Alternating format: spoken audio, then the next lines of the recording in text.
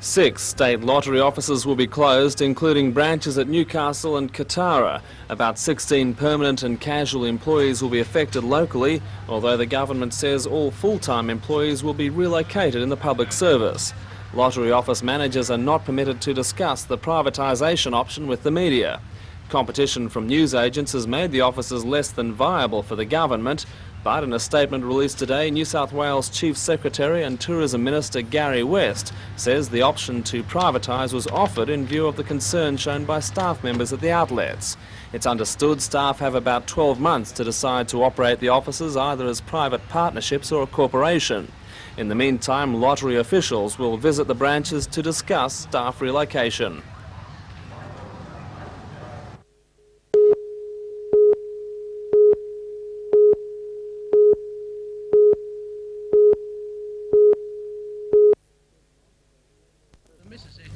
Prison officers held their first meeting with union officials since they walked out of Maitland Jail on Friday and Cessnock Corrective Centre on Saturday. The strike follows an allegedly secret attempt by the Corrective Services Department to smuggle an AIDS-positive prisoner from Long Bay's isolation unit into Maitland Prison. It's claimed the prisoner was sent to Maitland under an assumed name prior to making a court appearance, but later identified himself amid threats from other inmates. New South Wales Prison Officers Association President Pat Armstrong says the move contradicts agreed policy. Our view is that there's quite substantial numbers of AIDS people in the prison system, and what we believe should happen is that there should be isolated areas within our institutions to look after these people properly and not just throw them into the prison system willy-nilly and let them fend for themselves.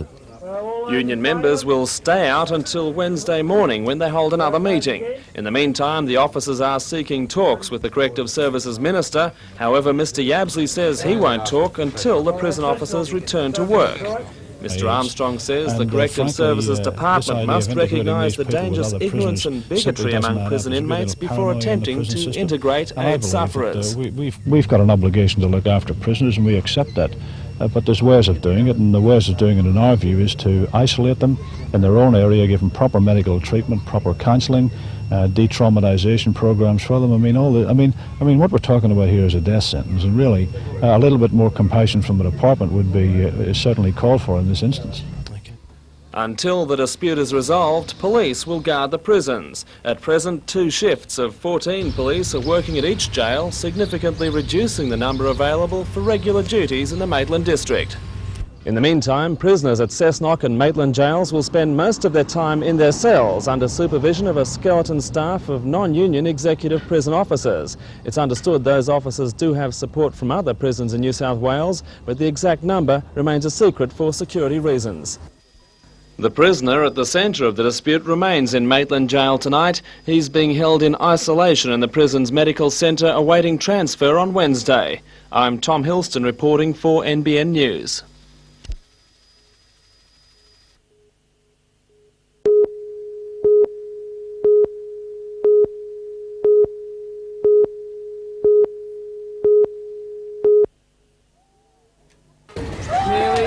Hindsight Playhouse is the key to helping Newcastle children with learning difficulties. And turning the key at the official opening was little lady mayoress for a day, Leanne Black. Leanne is one of around 80 preschoolers who will be using the Playhouse at the Hunter Institute's Special Education Centre. Today, Leanne and her friends had great fun doing those traditionally unpopular household chores, like slaving over a hot stove, washing the dishes and doing the ironing. The 2-bedroom home's bathroom is also child-size, and there were no complaints at all when it was time to wash their hands. The Playhouse has been converted from the Animal House and equipped with the help of Parents Group, First Chance and local businesses. Director of the Special Education Centre, Dr Philip Foreman, explains. We hit upon the idea of converting it to a playhouse which took less maintenance but would also serve a very useful and enjoyable function. Children with learning difficulties attending the centre's special programs will find that the Playhouse stimulates imaginative play interaction with other children, motor and communication skills. These are all children who are attending the special program at the Special Ed Centre, so they have a variety of developmental problems, and we hope that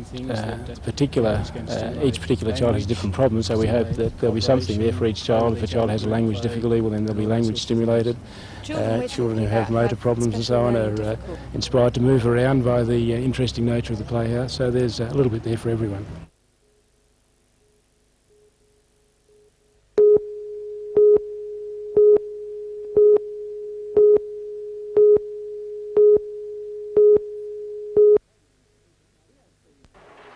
BHP Colliery's division made no secret of the fact that it planned to introduce longwall extraction when it bought West Wall's End No. 2 from Coal and Allied in the middle of the year.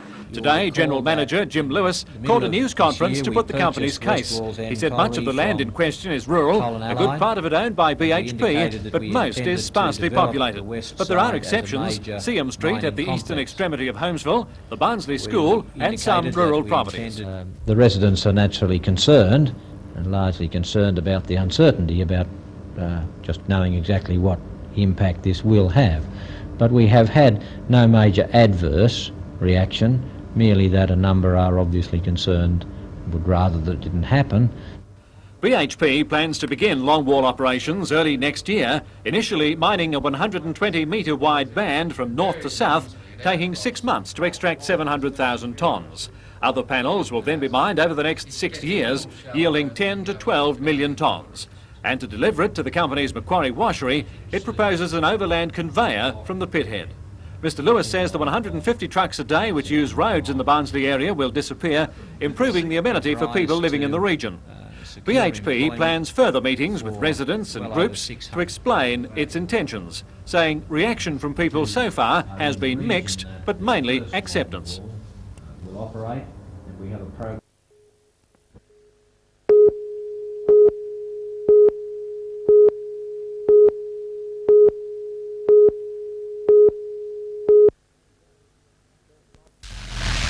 Cessnock's main roads are a constant source of irritation to motorists and frustration to council aldermen. Mayor Marie Callaghan says the opening of the latest section of F3 freeway, which feeds traffic into the area, has brought the road system to the brink of ruin.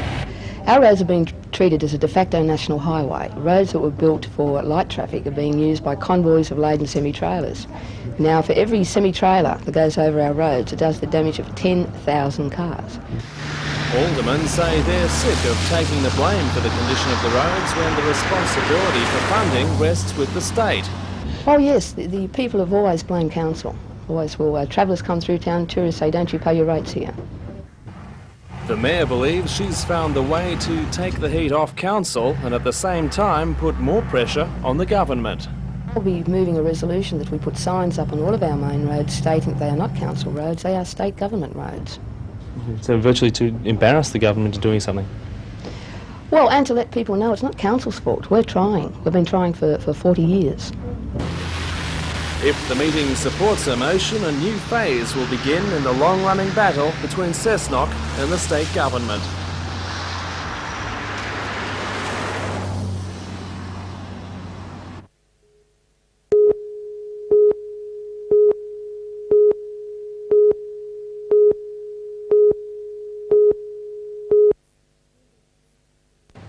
Building approvals for private dwellings in the Hunter region numbered more than 1,000 in the first quarter of the financial year, almost 25% more than in the previous quarter. Earlier in the year, there was a 31% increase. While pleased to see more houses are being built, the Master Builders Association says there are some drawbacks. Well, we're just concerned that when you get an uplift of this nature, you're talking about something like an increase of 25% overall, that there will be some shortages of labour, and that can cause escalation in time to build, and it can also cause some escalation in prices. He says the cost of labour and building materials may be affected. What sort of delays can we expect as far as work is concerned? I think you can expect that with the increase the way it is, that normal building times will be exceeded by something like 10 or 15%. During the first 3 months of 1988-89, the number of residential approvals rose in all local government areas except Newcastle, Singleton and Murrurundi. The most significant increase was in the Cessnock area. However, it's believed the latest hike in housing interest rates may reduce building opportunities for young families and low-income earners, and building approvals could be affected. Belinda Borissow reporting for NBN News.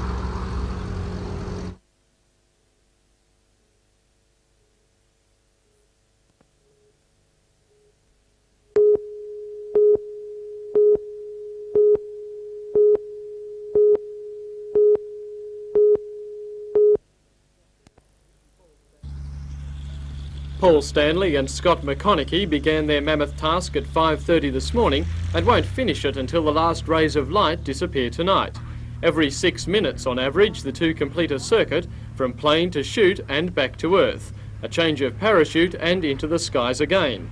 It may look a fairly cushy task, but according to Scott and Paul, with the weather on their side, their greatest opponent is fatigue. As we get tighter, we're going to increase the exit altitude, so we've got more time if anything unforeseen does happen, so we avoid that sort of problem. What's it like jumping time and time again? Very tiring. And a little bit, I guess Scotty would agree, it's a little bit boring. Scott and Paul are using 8 chutes each, carefully packed by some of the 40-man backup crew. Jump coordinator Jock Folan. It's not dangerous at all. The guys are very experienced jumpers.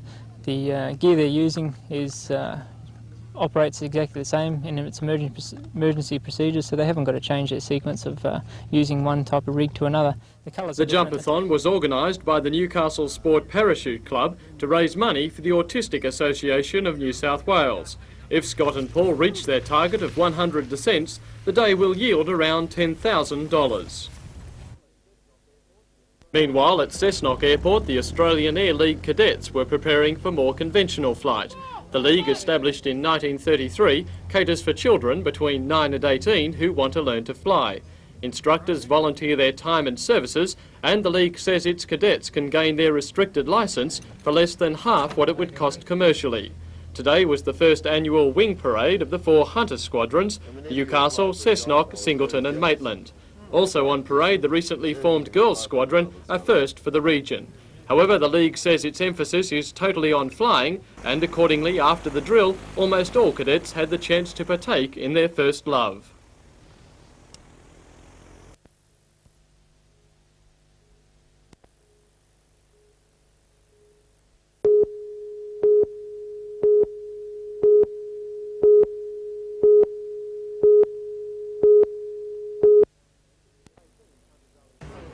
"18 Hunter Valley winemakers are represented at the show, displaying almost 150 of the region's top wines. Although no wine can be sold for licensing reasons, wine buffs do have the chance to sample the best the vignerons have to offer and receive some free advice at the same time. However, today the show failed to capture the interest of Novocastrians. Organiser John Watts admits the relatively high entry fee is a deterrent, but he has no regrets. He says this show aims at a different market to the traditional free expo, which is just as traditionally abused by some. No, it's decidedly not a flop. When we set out to organise the show, we didn't seek to attract large numbers of the public. We sought more to attract people who are interested enough to pay, well, the $10 or $7.50 in the case of a double entry fee, to taste 150 of the Valley's best wines.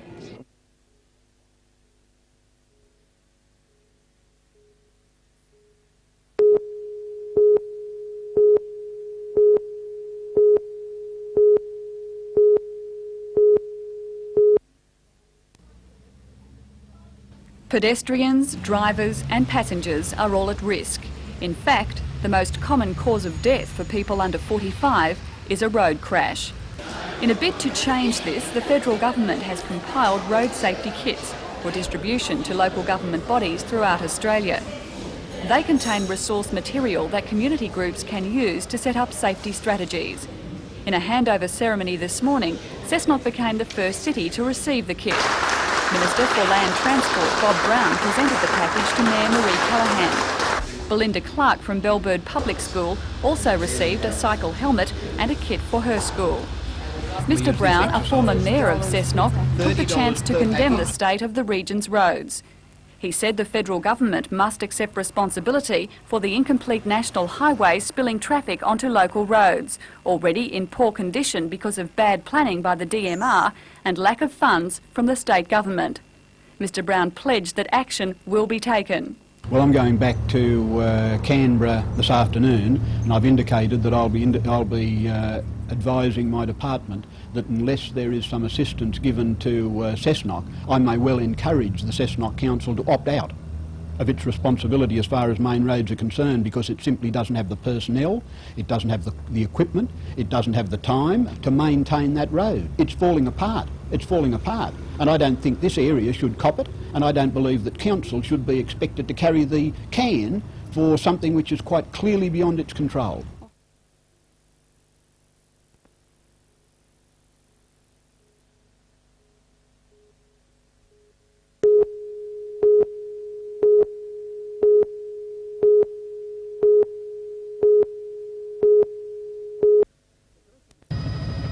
The Commission's chairman, John Condy, said today 200 employees at the Bayswater and Liddell power stations have accepted early retirement, while more than 250 are leaving Munmora, Eraring and Vales Point. Another 1,300 workers from Sydney head office, power stations in other parts of the state and regional transmission centres have indicated they will accept redundancy. Elcom says this will mean a workforce of 9,000 by the end of the year. Mr Condy said electricity consumers will benefit from a leaner, restructured electricity commission. Increased profit and staff reductions alone will mean a financial improvement of $70 million by the next financial year. It was also revealed today that the state government and Elcom favour private enterprise building and operating power stations in the future. Costain is planning a 50 megawatt unit in the Upper Hunter at Warkworth. The company could have it up and running within 3 years. But the earliest starting time is 1995 because of an expected oversupply until then.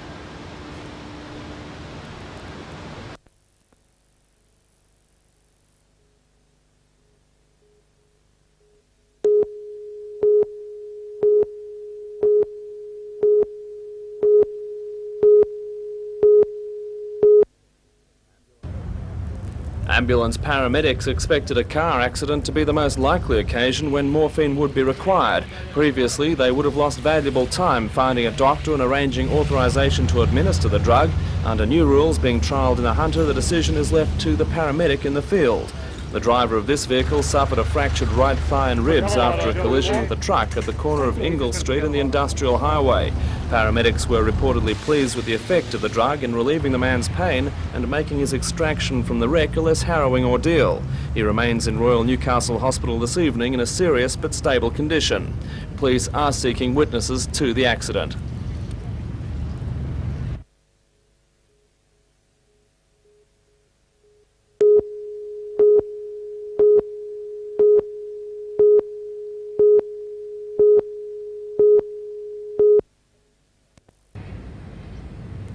"17-year-old Henderson goes into the Pacific School Games with an awesome record. The Francis Xavier student is the national under-18 100 metre and long jump champion and the Australian all-school sprint double champ in the 17 years age group. At the Pacific School Games, Paul will run in the 100 and 200 metre sprints as well as the long jump and relay. He'll be in the under-19 age group against rivals almost 2 years his senior, but that doesn't seem to faze the Year 11 student. It makes me more determined. So like being against the world's best, you know, I like it a lot more when I'm against a lot higher age group, and I think I'll be at my peak. 3 weeks ago at an inter-club meet in Sydney, Paul ran a handheld 10.29 for the 100, which is the equivalent of an electronic time of 10.52, his fastest ever. He's confident that along with his hard training, the Pacific School Games will be a launching pad into international open class competition. You've run 10.5 equivalent in the last few weeks. What do you think you can get down to in this year? Well, I hope that I can get down to equivalent to about a 10.1 or 10.2 electric qualifying time for Commonwealth Games, and I'll be very happy if I can get down to that time.